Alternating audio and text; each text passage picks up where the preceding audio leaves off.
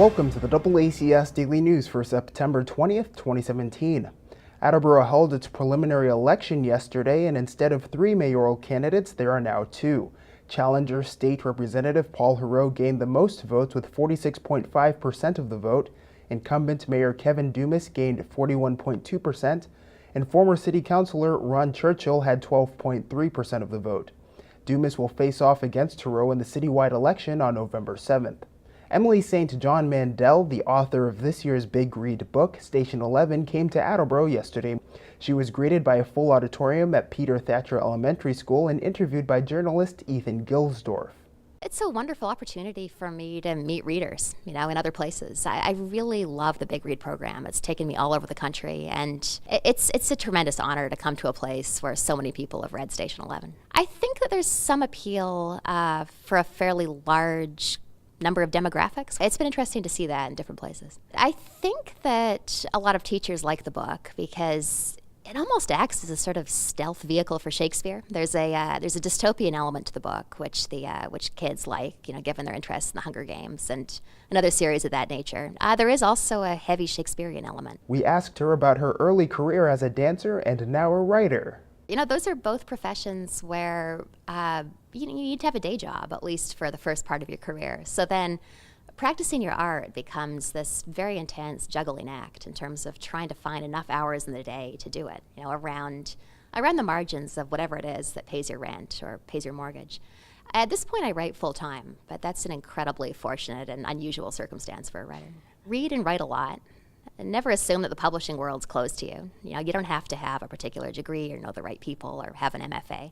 I sure didn't have any of those things. You just have to write.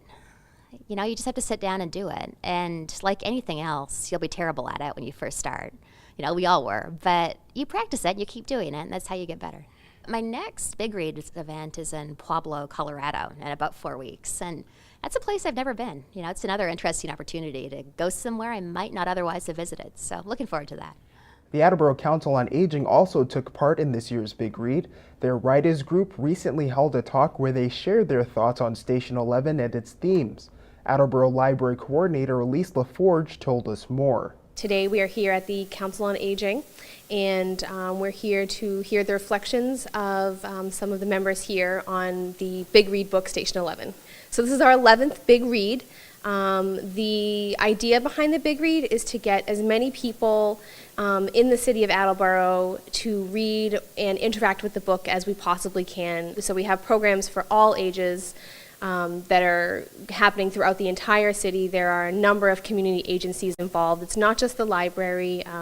That's where we have a lot of the displays and things going on, but we're involved with a number of the agencies, and it really is a citywide effort.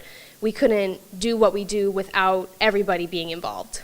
After our planet is nearly destroyed so that hardly anything works, one wonders how people can communicate with no phones or mail service or internet. I'm absolutely puzzled as to how the diminishing number of people in the world can understand what is being said to them, how they can maintain their musical instruments in the traveling symphony with no strings or horsehair for violin bows, let alone the repertoire of music presumably they're still able to play after 20 years, or how former dramatists and actors can undertake challenging Shakespearean plays with no scripts, directors, costumes, etc. It's great to have people talking about the book here at the Council on Aging because we want to get as many perspectives as we can. People of different backgrounds, people of different ages, people who loved the book, people who hated the book.